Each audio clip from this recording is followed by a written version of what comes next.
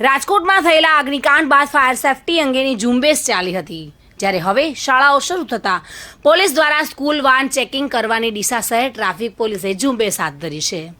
જેમાં પ્રથમ દિવસે 4 વાહનો જપ્ત કરાયા હતા, જ્યારે 4 વાહનોના મેમા આપવામાં આવ્યા હતા। રાજકોટમાં ગેમ ઝોનમાં અગ્નિકાંડ થયા બાદ સફાળી જાગી ઉઠેલી સરકારે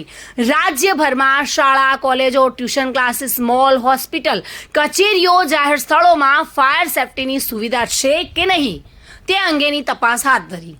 અનેક એકમોને સીલ કર્યા, જ્યારે અનેકને નોટિસો પાઠવવામાં આવી હતી। ત્યારબાદ ગઈકાલથી શાળાઓ શરૂ થતાં સરકારે સ્કૂલ, બસ અને વાન તેમજ રિક્ષાઓની તપાસ કરવાના આદેશ આપ્યા છે, જેના પગલે ડીસા શહેર ટ્રાફિક પોલીસે આજે સ્કૂલ વાન ચેકિંગ અભિયાન હાથ ધર્યું હતું। શહેરના ઇન્ચાર્જ ટ્રાફિક PSI MB દેવડા, હેડ કોન્સ્ટેબલ દિલીપ પ્રજાપતિ સહિત સ્ટાફે બાળકોની શાળાએ લઈ જતા વાહનોની પરમિટ, ફિટનેસ, PUC, CNG વાહન હોય તો તેનું સર્ટિફિકેટ, સ્કૂલ બસની માન્યતા, ડ્રાઈવરના લાયસન્સ, વીમો, RTO, પાર્સિંગ સહિતના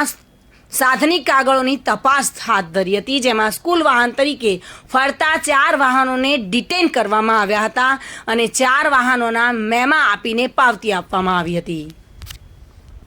ચિરાગ શ્રીમાળી સાથે bureau report, today Gujarati news.